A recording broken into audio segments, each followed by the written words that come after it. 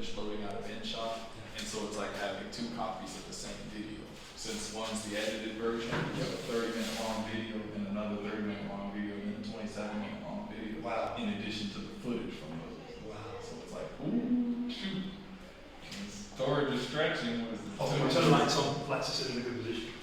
So I'll be over here, sitting here with no editing. In fact, I should break this one down. Oh, that's okay. I think I'll leave it here today. So what was I saying? We were just discussing putting together a production team, Yes.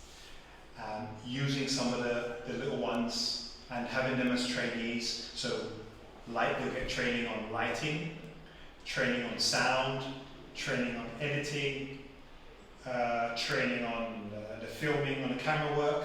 Yes. And The ones that want to, because I mean, they tell you some of them are interested in Yes. this. I'm sure all of them will do it, but you know, we'll say, who wants to do this? And it's a good learning experience. It's a skill they can use later. If they never use it, it's still something they learn.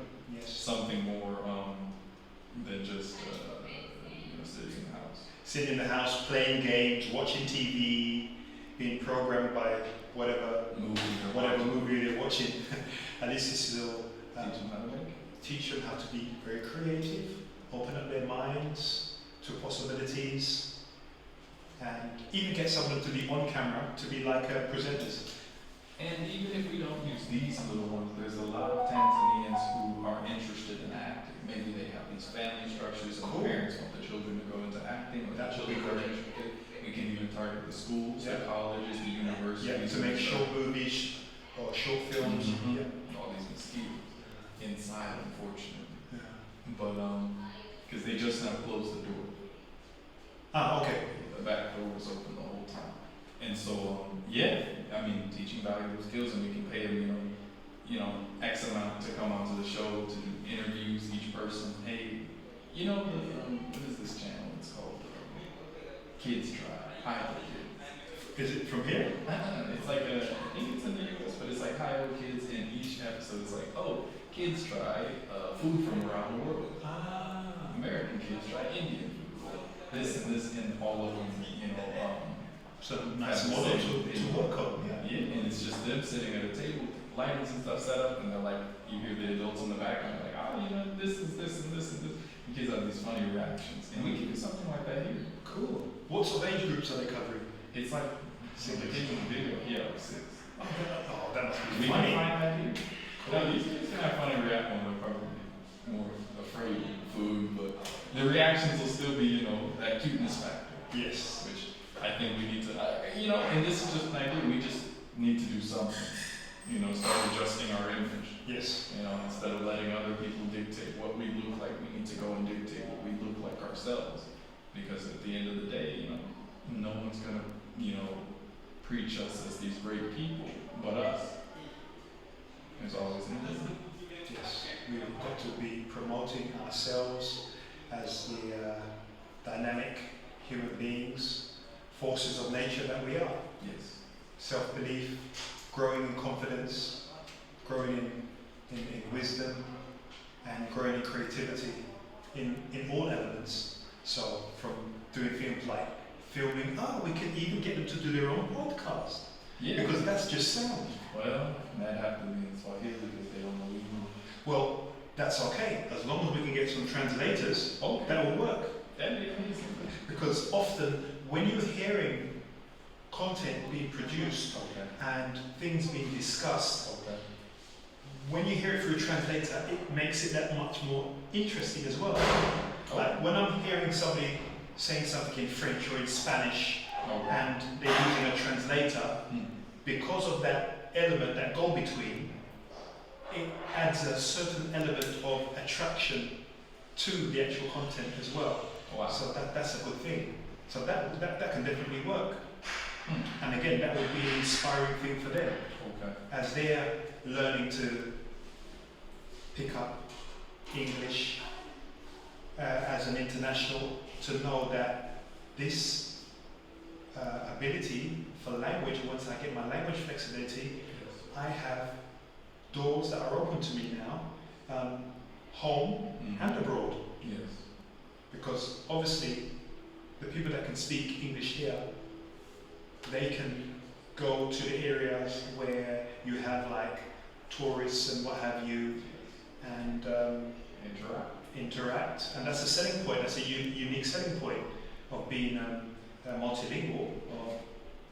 And I think that goes into what you're saying. You know, we need to realize that, you know, bilinguality or just being multilingual gives you that, you know, we're trying to push our narrative, we're trying to tell our stories. We can't do that if they don't understand us. You know, I mean, subtitles, that's another thing, but there's something different about hearing the person say it in your language, because unfortunately, most people, especially Americans, are too lazy to go learn someone else's language.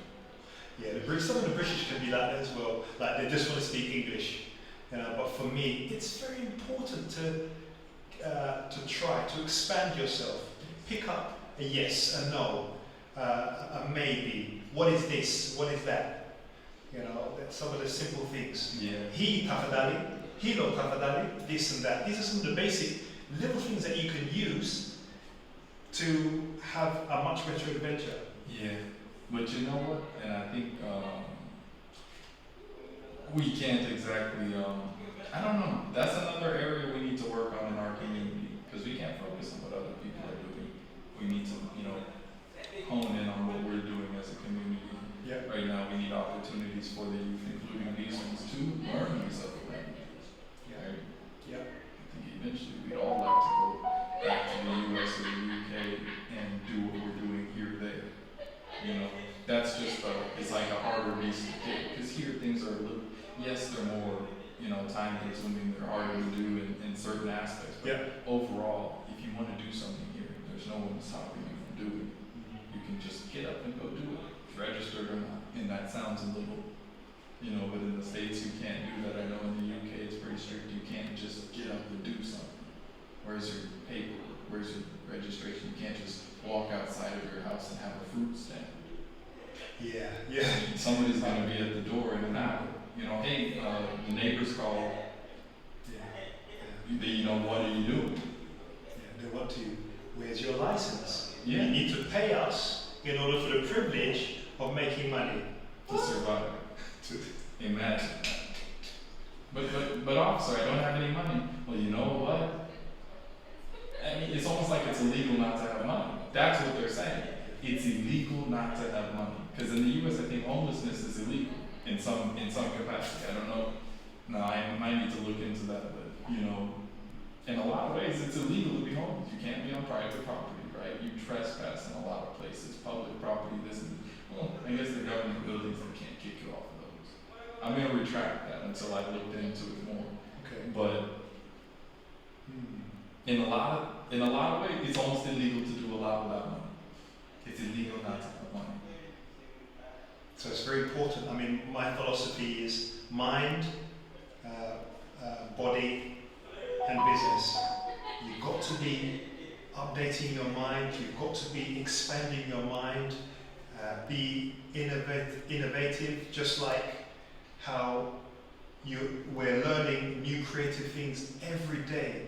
Yes. They want to give us a new phone every day. New computers are getting faster, more technology, AI, artificial intelligence. They're getting us to speak to machines in order to do things. Yes. Setting up things like, was it Siri, and what are the things they have in the home where you can talk to Alexa, Siri, Google, all this stuff. Because they want you to be able to speak now and turn the lights on and regulate your electricity, regulate your heating. They want you to get used to not physically doing it, sitting back and, you know, relaxing. I'm definitely looking to find the medium ground, because I don't want to be lazy. I can't just sit now. I've got to get up and do stuff. I'm not relying on this stuff, because once you become reliant on it, then that's going to put you in trouble. And you know what? There's no doubt at all that technology is not helpful. It's helpful. It helps you in your daily life, your modern life, in our modern lives. But it's like you said, there needs to be a middle ground. We can't have it so that I can tell my refrigerator to call the pizza person because it detected there was no food in there, and then communicate to the toaster to tell the microwave to do this and then open the door at this time and play my favorite song when I wake up and close the blinds. We can't be that thing. Yeah. That's like living in a utopia, or I think Disney did a movie about that where